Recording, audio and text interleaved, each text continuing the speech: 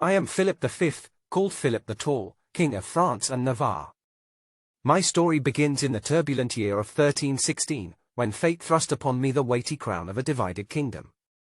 My elder brother, Louis X, had passed unexpectedly, leaving behind a daughter, Jeanne, and a kingdom rife with uncertainty. As the younger brother, I faced an intricate web of laws, traditions, and power struggles that would determine whether I could claim the throne. France was governed by the Salic Law, a custom that excluded women from the throne. Yet, the matter was far from simple. Jeanne, my niece, had her supporters, and whispers of her legitimacy or lack thereof swirled in the corridors of power. For months, France teetered on the brink of chaos. The regent, my brother-in-law, Joan of Burgundy, sought to hold the reins of power, but I knew I could not let the kingdom drift. For the good of France, I convened the Estates General to affirm my right to rule. With the support of the nobility, clergy, and burghers, I was crowned King of France and Navarre on January 9, 1317, in Reims. My reign began under the shadow of famine, a scourge that had plagued Europe since 1315.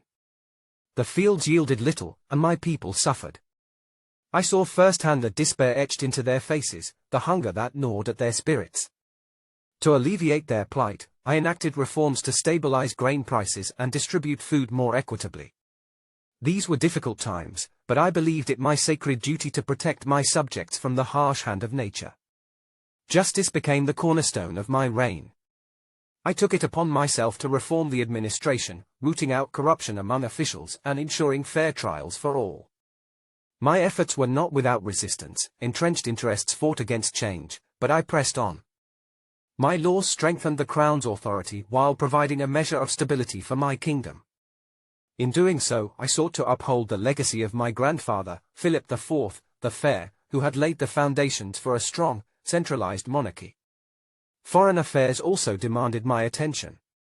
The fragile peace with England required careful maintenance.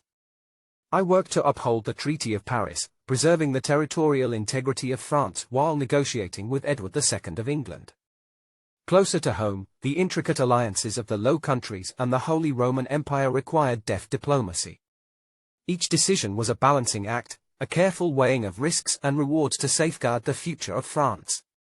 My reign was not without personal trials. My beloved wife, Joan II of Burgundy, stood steadfastly by my side, offering counsel and support in the face of adversity. Together, we had 5 children, and I saw in them the hope for a brighter future. Yet, I was acutely aware of the fragility of life, having lost siblings and witnessed the untimely death of my brother. In the 6 short years of my reign, I sought to leave a legacy of justice, order, and resilience.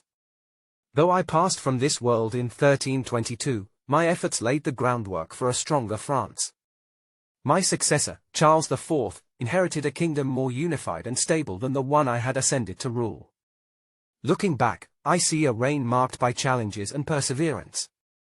I was a king who strove to uphold the sacred trust placed in me by God and my people. My story is one of a ruler who, despite the odds, sought to bring stability and justice to a land in turmoil. I am Philip V, and this was my reign.